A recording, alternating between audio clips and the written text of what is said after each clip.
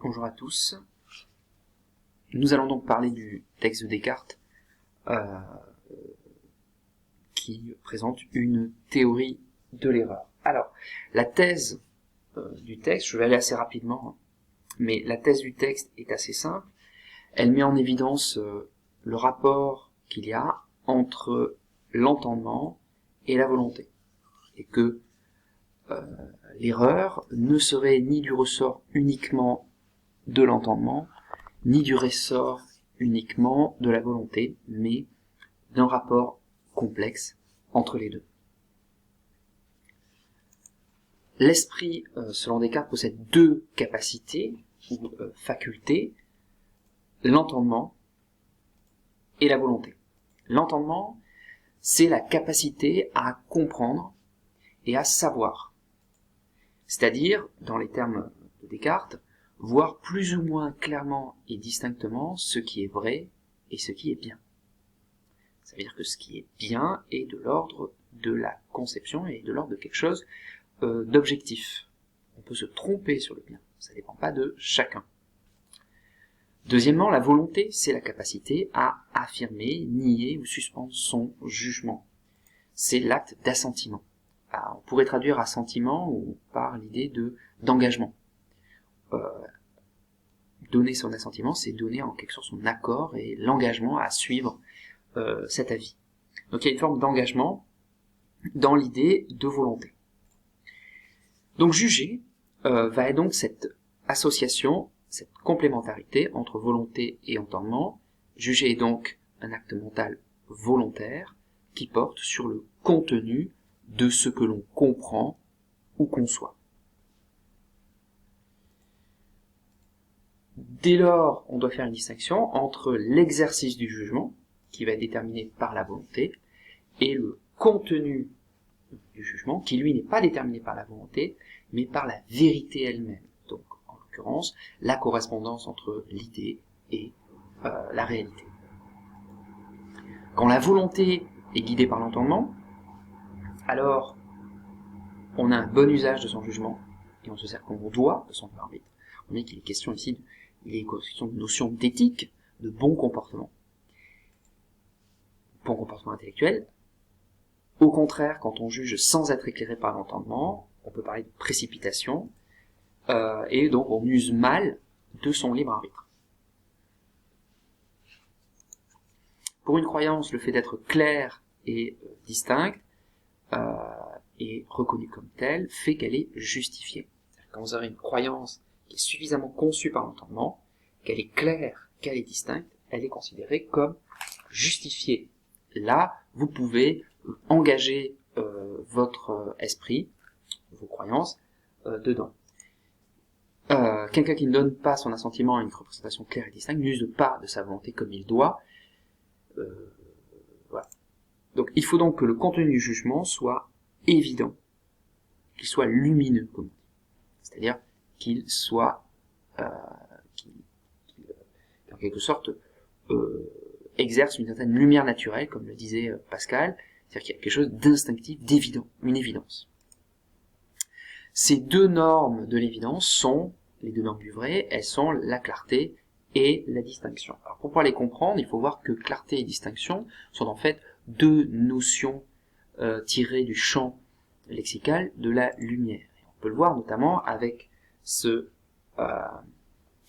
photo qui a justement pose quelques questions de clarté et de distinction. Et premièrement, la clarté va être ce que nous nommerons le contraire de l'obscurité. Ici, certains éléments de l'image sont clairs, d'autres restent obscurs. Il n'est pas question de confusion. Être flou ne veut pas dire ne pas être clair. Une idée claire est donc une idée qui est directement présente à une pensée attentive, c'est-à-dire une pensée dont qui est construite de telle sorte sur laquelle on est attentif. On crée les conditions de l'attention sur cette idée. Par exemple, une idée est obscure lorsqu'elle se réduit à un souvenir. On ne se souvient plus très bien précisément de quoi on parlait. La distinction, au contraire, c'est le contraire de la confusion.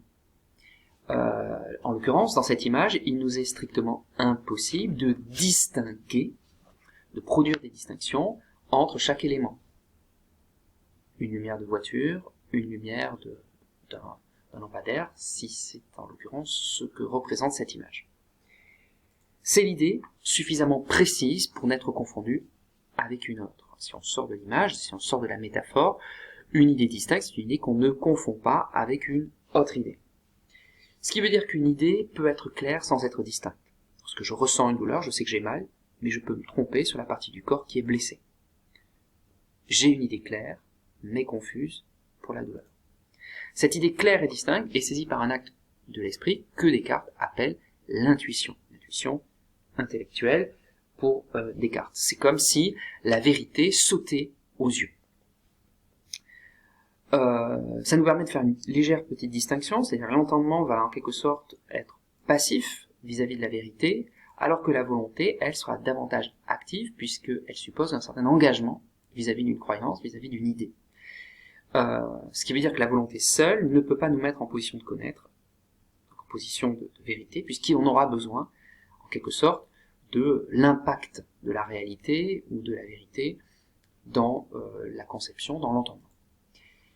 La volonté permet d'assentir ou de tenir pour vrai ou de tenir pour faux une proposition ou mieux suspendre son jugement, s'abstenir.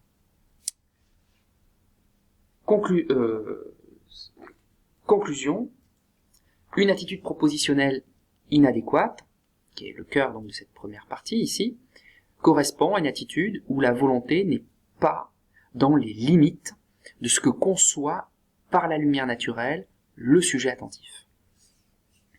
Donc, ça suppose une règle qu'on appelle la règle d'évidence. Cette règle d'évidence est une règle absolument à connaître. C'est peut-être ce qui résumerait ce qu'on appelle être cartésien. Il ne faut pas affirmer, ou il ne faut pas nier une proposition tant que nous ne la percevons pas avec suffisamment de clarté et de distinction.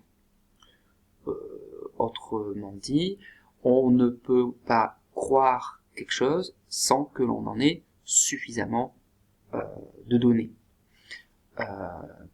Même pire, la connaissance nous autorise à croire. En quelque sorte, ça fait un peu ça, mais ça, ce serait la position un peu maximaliste.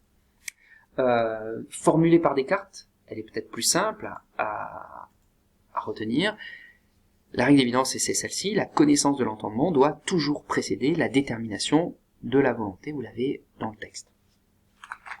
Donc ça, c'est un point très important, ça permet de comprendre que nous avons un rapport à nos croyances et nos idées qui est un rapport réflexif, un rapport aussi d'un certain comportement vis-à-vis de nos croyances. Il faut suffisamment produire les conditions pour rendre clair et distinct les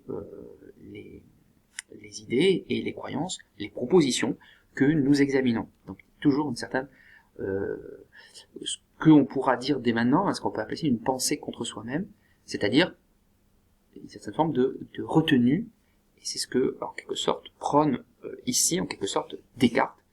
Il y a des conditions dans lesquelles il n'y a pas à se retenir, puisqu'on conçoit clairement et distinctement certaines idées.